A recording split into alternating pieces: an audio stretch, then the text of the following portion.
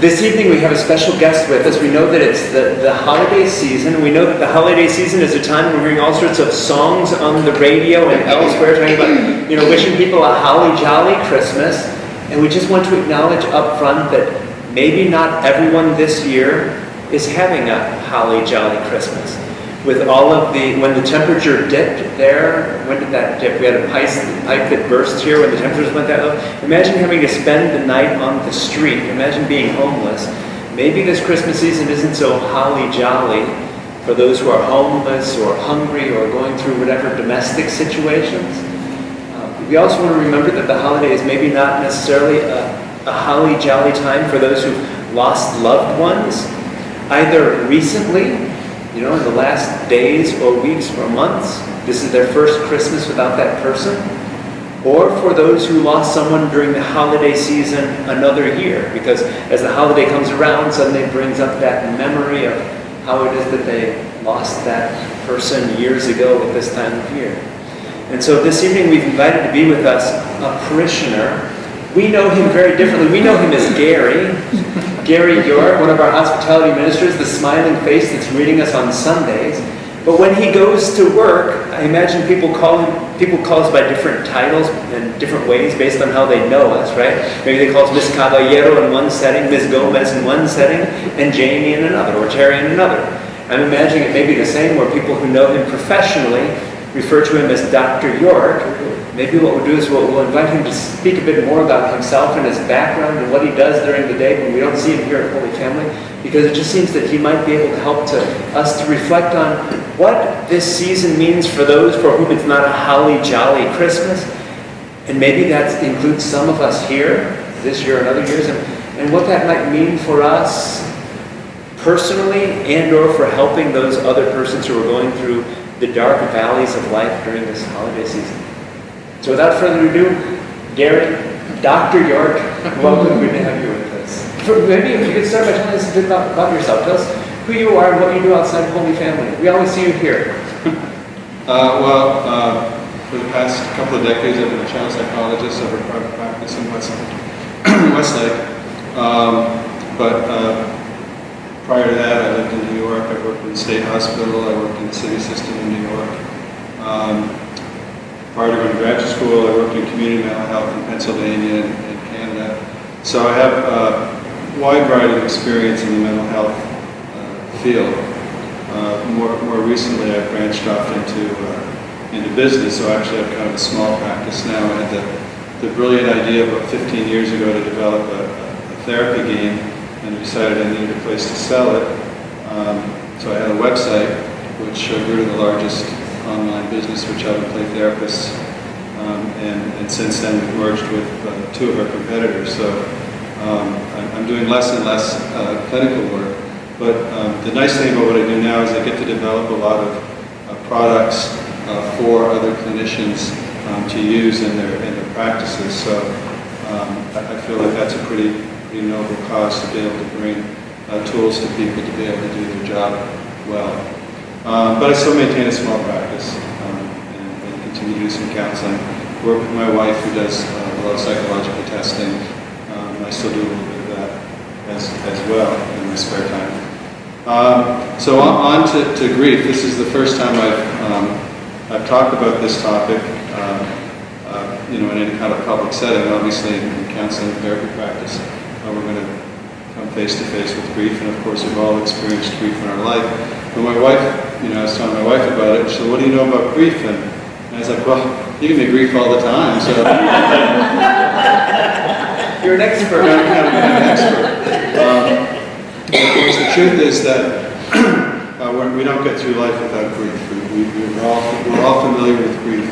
We're all experts on grief, but somehow we seem to forget what we know when we're with people who are in the process of grieving or expressing grief. So before I say anything about that, I just want to talk a little bit about happiness and what do we want when we're happy?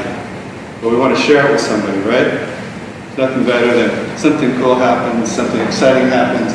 We want to share it with somebody. And if we were sharing with somebody and they said, look, get over it. You've been happy long enough. You need to get on with your life and quit being happy. Wow, that'd be kind of a downer.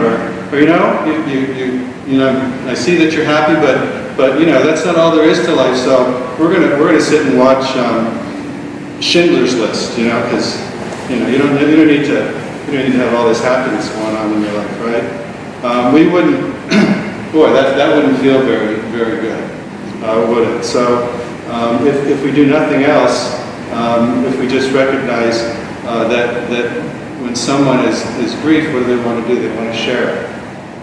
And we don't want to take it away from them. But that's our impulse, right? Because we don't like pain, we don't like discomfort, but our, you know, often as caring, loving, empathic people, we want to take away someone's pain. But it doesn't make any sense if we just think of that example of being happy when someone is experiencing grief. They don't want us to take it away from them. That's not what people are looking for from us. So briefly, you know, grief is a very, you know, strong, overwhelming emotion, and it often occurs when we lose a loved one. But it's worth remembering that grief, you know, can occur. You know, a child with a chronic illness, a divorce, the loss of a pet that you've had for 20 years. Grief is associated with all different kinds of things. My family, you know, doesn't turn out to be the family that I thought it was going to be, and it might be that. And so grief isn't just about, you know, loss of a loved one. Grief can be associated with lots of different things. And it affects us in not just our feelings. Yes, we have sorrow, sadness, distress, anxiety, fear, anger, guilt, loneliness, all different kinds of feelings associated with grief. But also our thoughts. We can be confused. We might not be able to believe this is really happening to us. We may think of ourselves as helpless when we're in the midst of grief.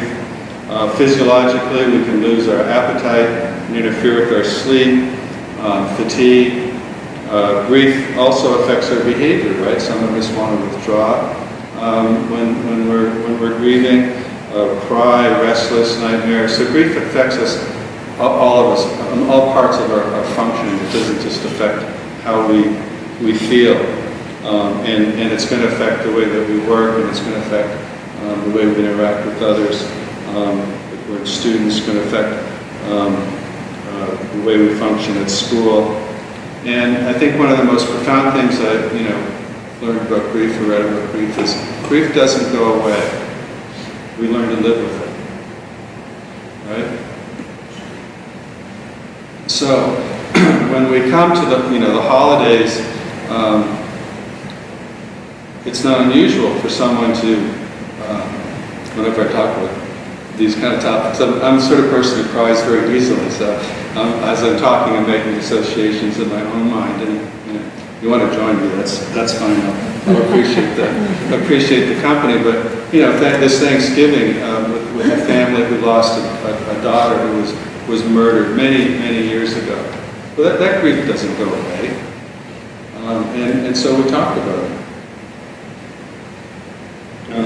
And as we come to Christmas, maybe I was talking to a client, actually not a client, a neighbor whose brother had suicide. It's going to be the first Christmas, since he killed himself.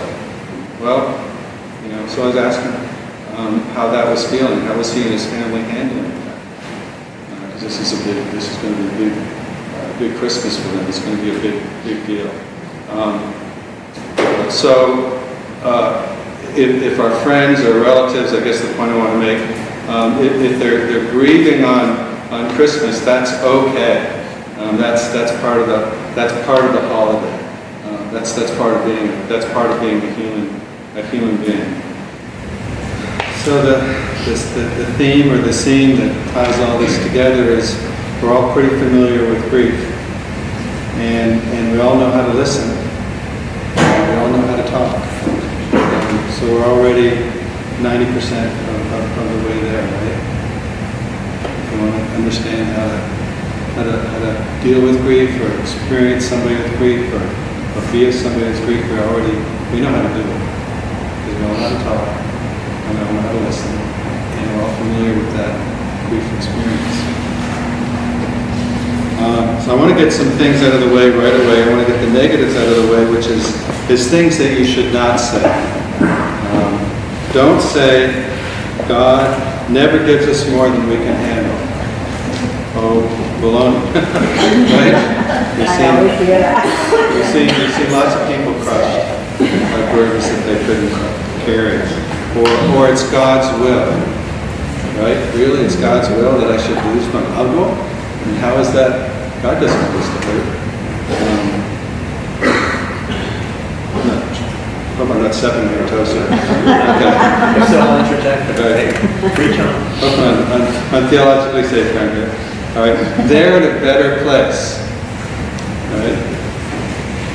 Maybe, I don't know. Now I think Father Jamie, if I'm seeking spiritual counseling, or maybe that's an okay thing for him to say. But I think we just have to be really careful about that. Heaven has another angel. Well, what do I care about that? I understand that that's not theologically sound anyways, right? Okay. But it's not helpful. It's not helpful. Everything happens for a reason. Well, that's another thing that's very hard to believe. Think of some of the catastrophes that are going on in the world right now. Really? There's a reason for this misery and suffering and destruction that's taking place. Now that doesn't mean that we can't make reason out of it, or that we can't learn something from it and make purpose out of it.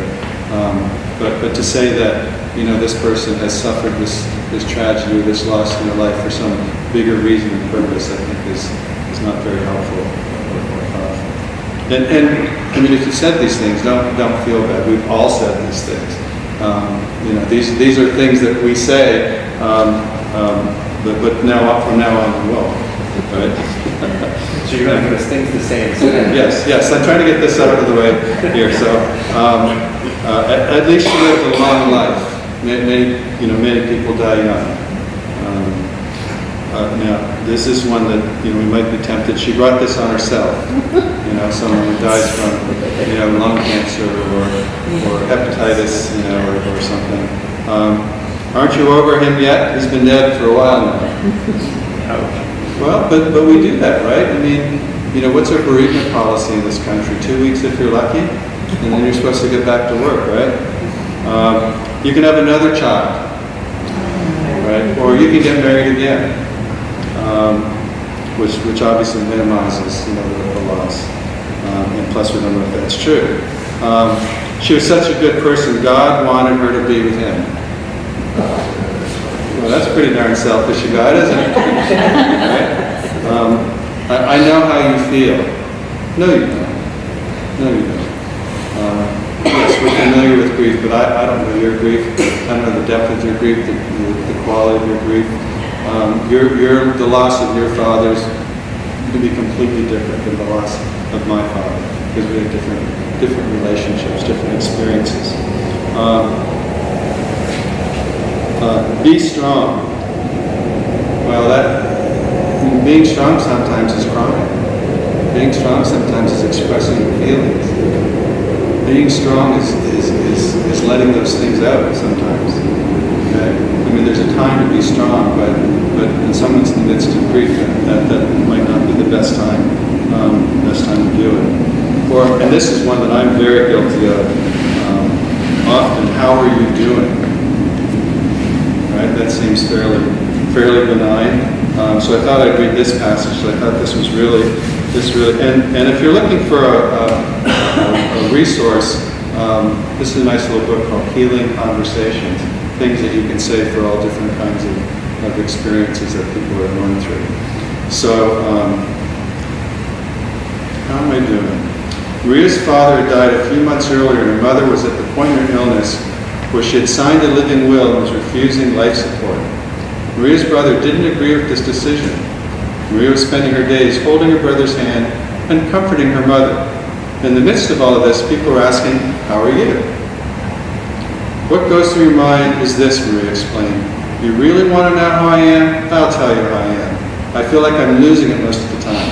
I want to scream at my brother, scream at the doctors. I feel sad and empty. I've got to deal with medical policies, insurance, hospital administrators, my family, my mom, and someone in there in my so-called normal life. So tell me, just how do I answer this question? Do I tell you how I really am? Or I do what most of us do and smile or grimace a little inside? Oh, I'm fine, holding up. Do I just keep the conversation flowing past any sticky points of emotional meltdown? Maria continued explaining how difficult it was for her to know what to say when people wanted to know how she was doing. I know they mean well, but do you know what often happens? If I start to tell them how I really am, they interrupt and try to make me feel better by telling me their stories. Sometimes they want my sympathy for them. Sometimes they give me advice. Sometimes they try to take over and fix things. Sometimes they say, oh, and change the subject. What's hard is that I figure it's okay to say I'm fine to the folks I don't really know, because I don't feel it would be fair to burden them with the truth. But with close friends, I'd like to be straight. Instead, sometimes I feel that it's my job to keep them feeling too bad about what's happening with me. Most days, I say as little as possible and figure that no one really wants to know how I am. It would be too depressing, and they feel that they'd either have to walk away or try to fix things for me. All I really want is for people to listen to me, not to fix, not to advise, not to tell me their stories yet. To be a harbor where I can bring my boat in and toss about and eventually settle down for a while. Pretty good advice. All right. So the first thing we want to do is let go of expectations, right? There's no right way to grieve. Your way of grieving, the way your family grieves, the way I grieve, there's no right way to grieve. We don't want to impose our ideas or our understandings on people. People have to go through their own struggle, and we're not to be the judge of that. So the question? No, I was thinking about what Angelita was saying about the government. I don't want to tell people how I feel, things like that. Some people, they don't want to know how you feel. I mean, they're not going to tell you how you feel, but it helps to listen to how you feel, how you're grieving. Sure. People want to help. That's human nature. Most people want to help. They might not know how, but at least be there. Your presence is the biggest. The person that really should understand that not everybody understands how you feel, but it's comfort. Just by caring, we care how you feel. Even if they say the wrong things, it's better to just be by yourself all the time. Right. Yeah, I mean, you can say the wrong things, but you know, if you're coming from a loving place, that goes a long way. And grief goes through stages. So we need to recognize that grief has different stages. And they don't always go in a nice, neat little order that we read about in books. So we kind of have the 5 stages of grief, but and they don't happen within, you know, like we'll talk about grief 1 to 2 years. Well, no. I mean, we see that people can experience grief for the loss of 40 years ago, or 15 years ago, or 20 years ago. And so, you know, roughly the stages, and again, these don't always happen in order. Denial and isolation. So we might kind of pretend that the person isn't really gone, or we might, you know, think they're just sleeping, or we might deny that we have any emotions. Or we might refuse to talk about it, pretend that we don't really care. Anger and fear, the second stage. And of course, this can be anger at the person for dying. It seems very irrational, but I've had clients express that to me. Anger at the doctor, you know, or the hospital, or anger at, you know, parents, the people that are closest to you. We just kind of take their anger at them. It can be a random stranger. It can be a friend. It can be somebody who says kindly, "How are you doing?"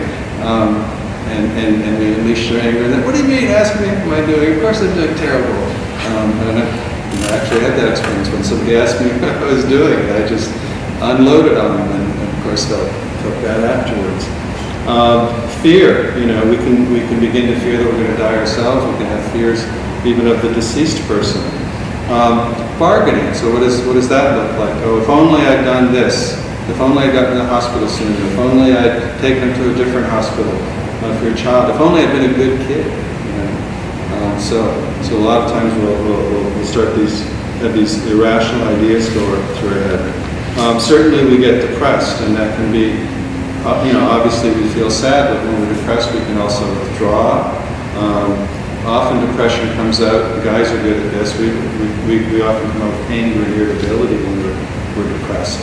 So when I see a particular angry guy in my office, that's the first thing I'm thinking about. I wonder, what level of depression this person is experiencing. If it's a child, you might see them regress, you might see them, wetting the bed or doing things we haven't seen for years. Certainly have bad dreams, even engage in self-destructive behaviors. Me, what do I do when I regress?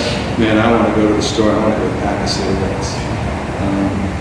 That's like almost right there at the surface, whenever I get in a really distressing, upset place, it's like, oh man, a cigarette would be a great thing to have right now. But of course, that's self-destructive behavior.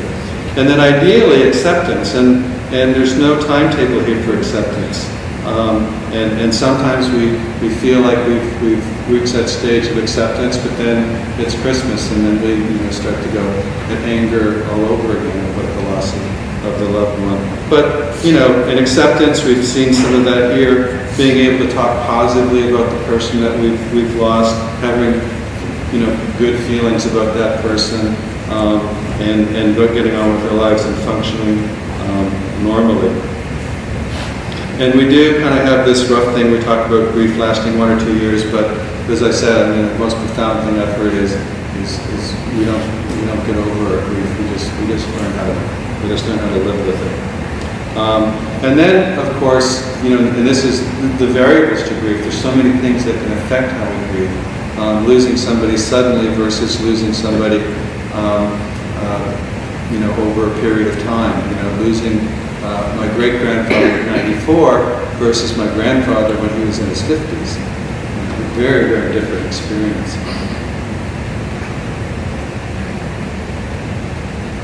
The nature of the loss.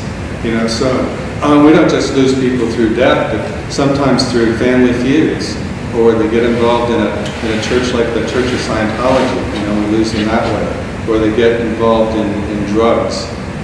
So again, it's not just loss through death. The cause of their death, we all have different levels of resiliency. So the way one person kind of deals with their grief and copes with the grief can be very different than the next person, and one isn't better than the other. The so-called strong person isn't necessarily doing it the right way. In fact, culturally, we can look at other cultures where they're much more open about their grief, and you kind of see maybe that's a little bit more adapted than what we do in our society. And then, as someone mentioned, the support network that we have is going to affect the nature and extent of your grief and how you experience your grief as well. And then, of course, the relationship that you had with that person. How close were they to you? What was the nature of the relationship? If you lose somebody in the middle of a family feud, that's different than if you lose someone when you have resolved those things and have a good relationship with them. So I've already kind of mentioned this. We don't want to tell people to be strong. We want to allow people to be human and vulnerable with their emotions and express their emotions. Some people, especially guys, we think we need to be that way, for our families. And there's nothing wrong with that at times, but it's not going to serve us in dealing with our grief to be strong all of the time. There's a place and a time for it, but it's not something we should certainly aspire to do all of the time. As I said, there's strength in being able to let out your emotions. The other thing we want to do is be thoughtful about the relationship that we have with this particular person. If this sibling is the one that I always have a fight with, maybe it's better for my brother or my sister to do this. Or sometimes it's better for someone, that we don't know very well. because then we can open up. We don't have that emotional baggage. Then other times we're not comfortable with that. So you kind of have to be sensitive to the relationship that you have with that person and what they might need from you at that moment in time.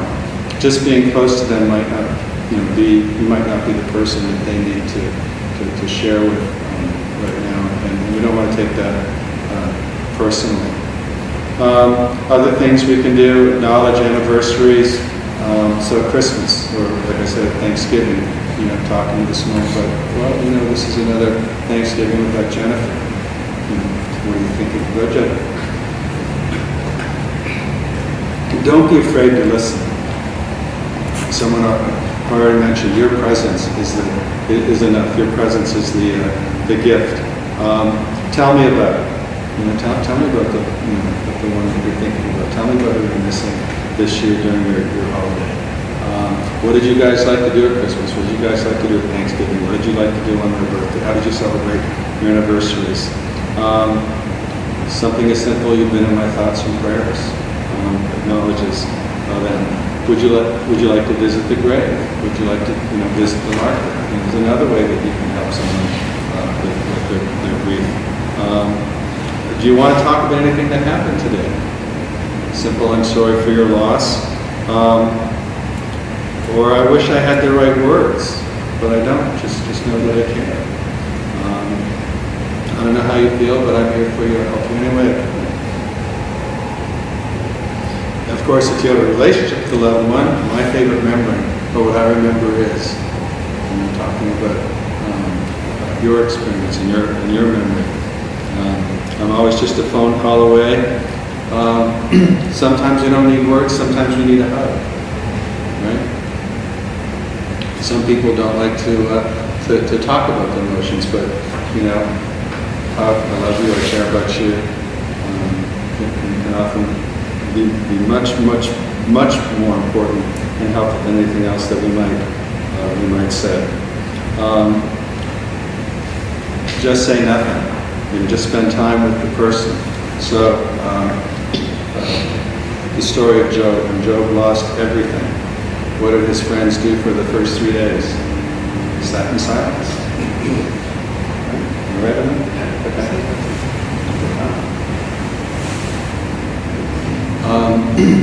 Offer the bereaved ways to memorialize the person. So maybe you want to write a letter about that person, maybe you want to plant a tree, maybe you want to make a donation in the name of that person. What are some ways that we can memorialize the person that you lost or that you're thinking about? It's a tricky one. This next one, ask what they need. And the reason that's tricky is because they might be getting a lot of questions. That question a lot, what do you need, what do you need? And I don't know what I need, and I'm overwhelmed. But sometimes it's better to just do. The dishes need to be done.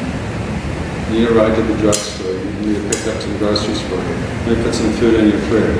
Right? So, yeah, I think we want to try and check in with them. What do you need? But sometimes, we have to be careful because sometimes that's the wrong question. You just need to, because if you're like me, I'm going to say I don't need anything. Right? Asking for what I need is very, very difficult. And my wife knows this. But if she makes me something, she says, "You want something to eat?" I go, "No, I'm fine." But if she makes me something to eat, I'm going to eat it. Right? So doing sometimes, you just have to use your best judgment, be respectful. And then, of course, most important, continue to check in on them. And we know this. There's a lot of people there for you at the beginning of the loss, but 6 months down the road, it can be a very different thing. Or if you've had a nice conversation, this holiday, this anniversary, follow up in a couple of weeks. How are you doing? Or thanks for talking about your dad. It was really fun to hear about your granddad or your grandmother. And of course, we have lots of ways of doing that now because of the phones and emails and texts and Facebook Messenger and all kinds of things. This next one's a little bit tricky as well, but I think it's important. Sometimes we need to say, hey, you need some help. You're having a pretty tough time here. And we do recognize something called persistent complex bereavement disorder. It's not an official, diagnosis in a diagnostic manual, but it is in the back of the manual because it is something that people experience. Complex bereavement, which means that it kind of goes beyond, it's marked with some dysfunction, and it isn't normal. So, someone experiencing a complex bereavement disorder, we're going to see that the sorrow and the sadness and maybe some other withdrawal. But then we're going to see maybe some pretty unusual behaviors and symptoms that don't quite make sense. So perhaps disbelief that the individual is dead. You see that sometimes. And again, this is cumulative. This isn't, when we diagnose, somebody, it's not just, oh, this person had a temper tantrum on Saturday. It's frequency and duration, right? They're having a temper tantrum every day of the week, and it's lasting, for 30 minutes or an hour or 2 hours. So that's a very different thing than, oh man, so-and-so got mad last week and something fucking slammed the door and screamed at something, right? So it's not just any one of these things on the list, but just, again, something to think about. If you are concerned about someone, don't be afraid to recommend that they get help. So maybe believing that they're not dead, or the memories that they're experiencing of the deceased are particularly negative, or the anger seems kind of unusual or over the top. Maladaptive appraisal, so beginning to think negatively of myself in relationship to the person that has died, or excessive avoidance, so completely shutting down, avoiding, not talking with the person, but clearly still in distress. Sometimes we'll get people who start talking about wishing that they were dead, that they had died, or there's an increase in their distrust, or they're increasingly becoming more isolated, or they're having difficulty finding any kind of meaning in their daily life. Perhaps they just don't have an identity anymore without this person by their side or in their life. And then ongoing kind of difficulty engaging in daily activities, whether it's self-care or going to work or looking after their home and so on. So, just because someone's experiencing one of these things in the midst of their grief, like they're isolating themselves, some couples said they like to be alone when that's not what we're talking about. We're talking about when this is persistent and going on and on and on, and they're not showing any signs of getting on with their daily life. And children are going to grieve differently than adults. And of course, the number one thing I always tell caregivers and parents is what do kids care about? Who's going to feed them and who's going to take care of them? So we have to really reassure them that they're going to be taken care of. I mean, if it's true, if it's not, then I have to do some social work activities to make sure that happens. But their grief is going to look different. It's going to come in spurts. It's going to be throughout the day. So it's going to look different than it does with an adult. And it can reemerge at different developmental stages. So losing my dad when I'm 5, well, now I'm 15 and I don't have anybody to take me to the father-son banquet or to show up at the baseball game. So maybe I'm going to have another experience of grief, and it's going to be different. Or I'm graduating from high school. And children aren't likely to know that they're grieving, and they're not likely to necessarily be able to express those feelings the same way. Hence, we have tools like this to help facilitate those kinds of conversations.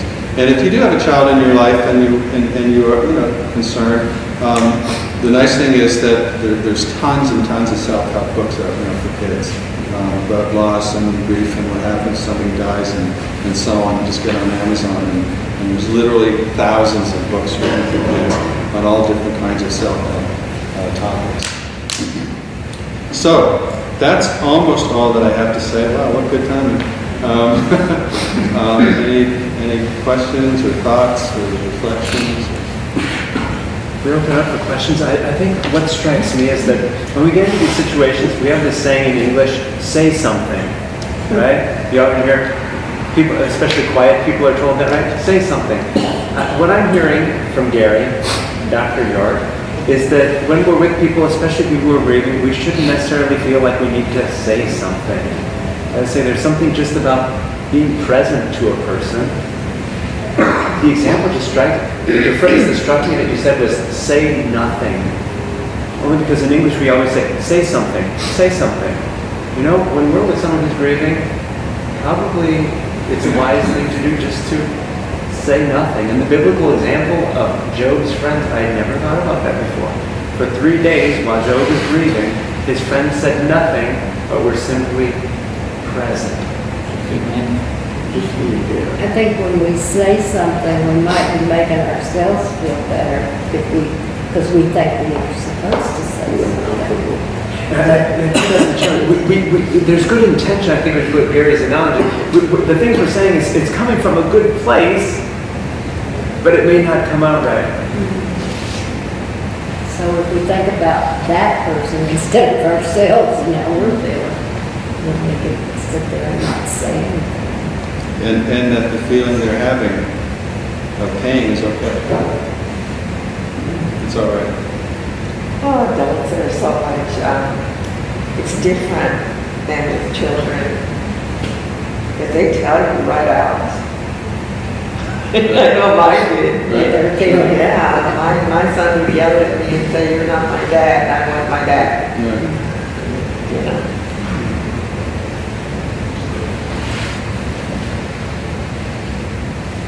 What reminds you of a person who has died, to change it up a little bit. My dad's first wife died, so I have half-brothers. And something tells me not to ever forget my half-brothers. My sister Sophia, my brother Pat.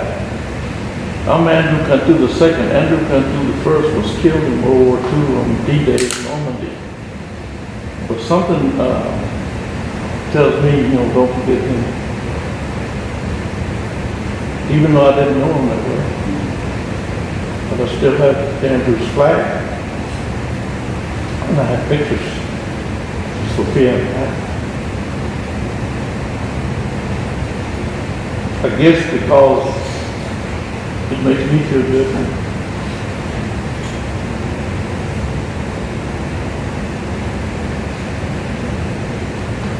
There's something so permanent about losing somebody that you want to hang on to the physical things that remind you of them or that touch your heart in the way they did.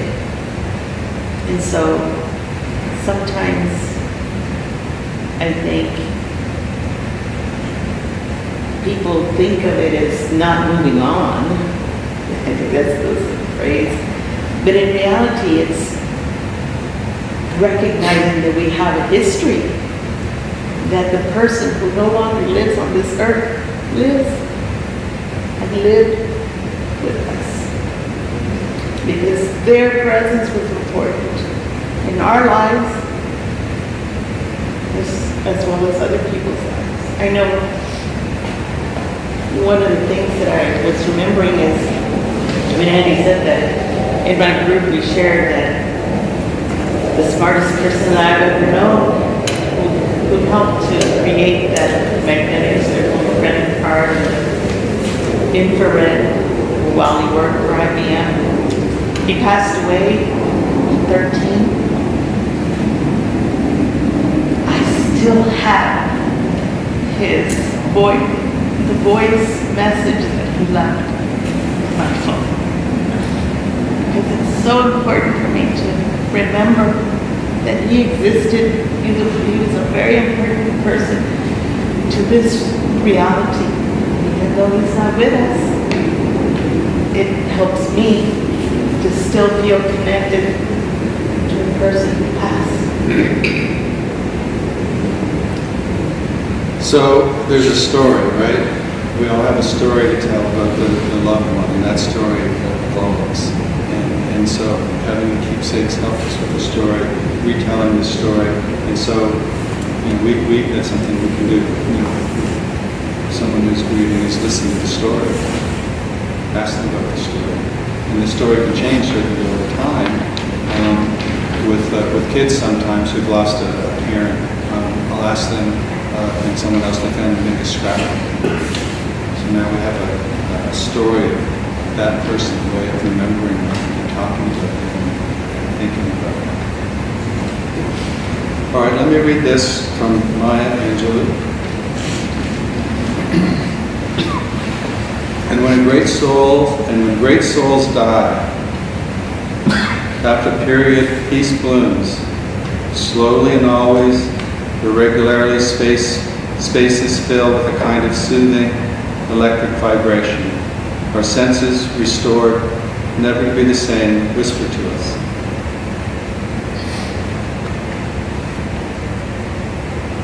They existed. We can be and be better, for they existed.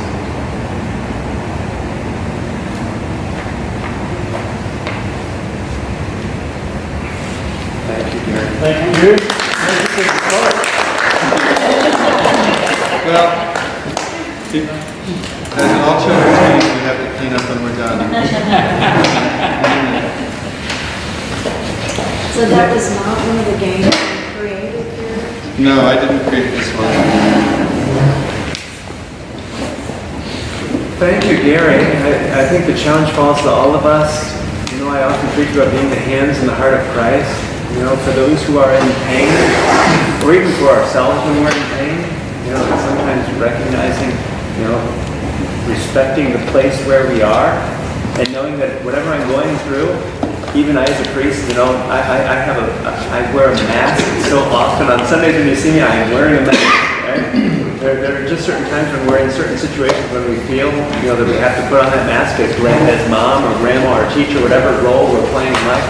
But when we have to deal with our own feelings, but also how we can just be present to other people when they're dealing with theirs. So thank you, Gary, for helping us to talk about this, because I have a feeling among us, there's a lot of grief that we carry in this room, but there's a lot of grief that we carry in our families and among our friends and among our loved ones, that if we could talk about it, just imagine the rich heart-to-heart conversations we could have with other people if we found ourselves able to talk about it. You know, these are tough conversations to have, but in my own experience, it begins not with asking a person how they are or anything like that, but simply saying, for instance, one of my sayings is, "You've been on my heart." Gary said it different ways. You've been in my thoughts and in my prayers. Right? You've been in my thoughts and my prayers, or you've been on my heart. Simply a way of being able to open the door, and whether they step through it or not is up to them. You know what I mean? So how do we find ways to be present to one another, to listen to one another? I like to say we have 2 ears and 1 mouth. What does that tell us about how much listening we should do versus how much talking we should do, right? A lot of times, I don't know about y'all, as a priest, I find myself in situations, probably many of us do in other places as well, at home or at work or whatever place, where we find ourselves listening to a person, thinking to ourselves, why am I listening to this person? I could be doing a lot of other things right now. But there's just something holy about that moment of listening to that person, because that person needs to talk, and I happen to be the one who is listening at that moment. So, God, I could be doing other things right now, but okay, I guess I'm called to be right here with you right now, so I'm going to smile and enjoy this moment, knowing that somehow God is hopefully working through all this for the healing of all involved. I'll tell you one way I get through it is and I remind myself that it's a privilege, that somebody is willing to trust you and talk to you and share with you is just an awesome privilege. And so while I might not feel it at the time, when I find myself, and again, of course, I'm not perfect, there's lots of times going, oh my God, when will this be over? But when I'm in my right mind and thinking, I can remind myself that you know, it is really a privilege to be able to share and listen with someone and to be able to do that. That they're willing to trust us and share their heart and their experience with us. It's really an awesome thing. I was telling the surgery a while ago about some friends that I had, they had lost their spouses, some men, and they want to talk about it so much, but they don't want to go to therapy. And I know they need therapy. Right. Sometimes they call me and they're drinking a lot. They want to talk about their wives and listen and so forth. They're drinking. And then later on I say, well, I'll see you for coffee. And you get, see you at McDonald's. After you get over this drinking, But they want to talk. They talk more when they're drinking. Yeah. They drinking coffee. But, I just have to listen how they feel. Right. They go to, they blame God, they blame the God, it's everything you're saying. God, I should have done a better job. I should have loved them more, I should have cared for them. I'm not doing this. Speaking of listening to others, what I'd like to do is, I'd like to see where the Spirit leads in all of this. We know that on Sunday, Reverend Patrice, a woman priest, this is fascinating to me how the Lord is working in various lives. So Reverend Patrice, a woman priest, came and was sitting in the back of church on Sunday at our 10 o'clock Mass, for those of us who were here. And Reverend Patrice has a doctorate in pastoral psychotherapy, which I don't know how we translate that in English. Pastoral psychotherapy? I'm imagining that, she's done a lot of listening. She could talk about God, isn't there? She can talk about God, and she's used to therapy, to listening to people. And she said to me, Father, what I'd like to do is to bring a Stephen ministry to Holy Family. I've been a priest for 16 years. I don't know what a Stephen ministry is. I don't expect anyone else to know what a Stephen ministry is, but maybe you've heard of a Stephen ministry. A Stephen ministry is this ministry, which I understand from her, correct me if I'm wrong, is a ministry of a person like her coming in, persons like Gary, persons like whomever, helping us to understand what it's like simply to be present to a person, because Stephen ministers simply are trained in how to be present to other people. Whatever they're going through, when they need someone to listen to them, it's a Stephen minister who's simply someone in the parish who's willing to be a listening ear. So Reverend Patrice, this woman priest who visited us on Sunday and who's interested in being with us more, came to our posada last evening. She said, Father, I don't speak Spanish, but if I can help in any way, for instance, to train Stephen ministers for your community. My question for us is the Spirit tugging on any hearts? If so, maybe it's an opportunity to be able to invite her in on a Wednesday or 2 or 3 to be able to help those who might feel like they're interested in seeing how the Spirit might work in something like that. So, we follow the Spirit's lead. That's our deal. Follow the Spirit's lead, trusting the Lord will bring into our paths the life of the people as we need. Changing gears, again, one more time, thank you to Gary for being with us here this evening. We are speaking with a smiling face, welcoming people into church and to know a bit about you and your background and what it is that you do outside of here and about your company. If I'm not mistaken, I saw one of your games being played at a middle school earlier the last week. And it's just fascinating, seeing how it is there are people like Gary in this room. It gives me hope. I'm just left with hope after this. There are people like Gary in this world who are helping our young people to get through the things that they go through. So thank you, Gary, for being with us. My pleasure.